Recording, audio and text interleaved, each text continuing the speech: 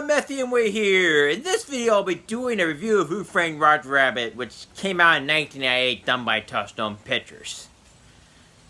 I first remember seeing this movie as a kid. I now see it from a new perspective as an adult. The movie starts off with Roger and Baby herding something's cooking. The cartoon set in color. The movie takes place in 1947, and at that time it was important to say the least, as in color, was not common back then. Whether it was a cartoon or a movie, it was exceedingly rare that it was in color. I think of the movie Adventures of Robin Hood. The movie was done in the 1930s. Casablanca, that would have come out in the 1940s, was done in black and white, not color.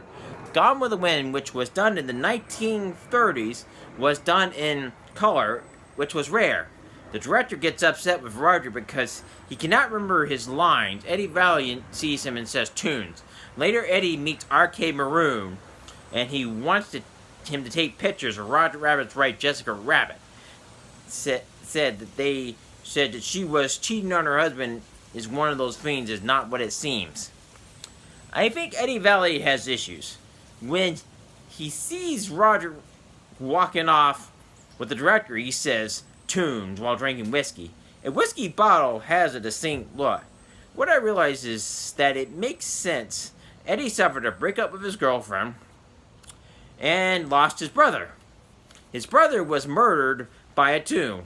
It makes sense him being bitter towards Tune. He hates that a tune killed his brother.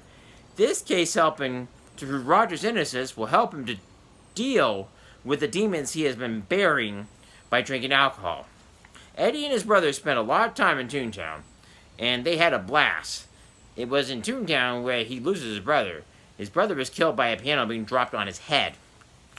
What I see with Eddie Valiant is that there's an author that I read years ago and runs the Ransom Heart Ministries. His name is John Eldridge, and he offers several books called Wilder Heart, Epic, and Fathered by God.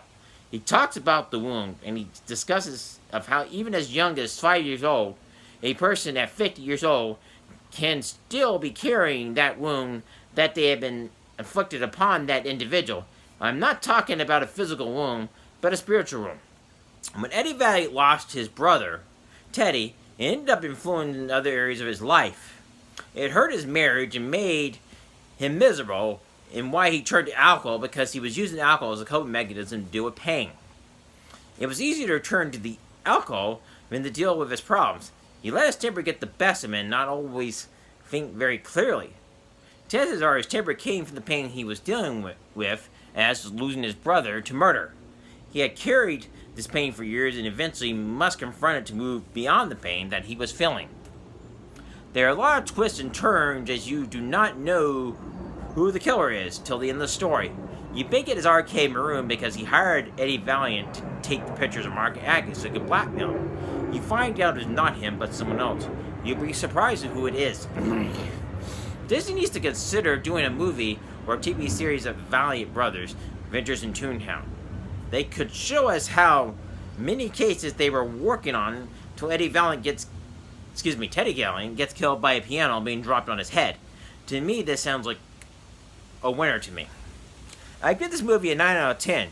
I hope you find it informative. If you enjoyed this video, please like and subscribe to my channel. Please hit the notification bell to be notified of any future videos. Please share this video with your friends, family, so my channel grow. Thank you and have a wonderful day.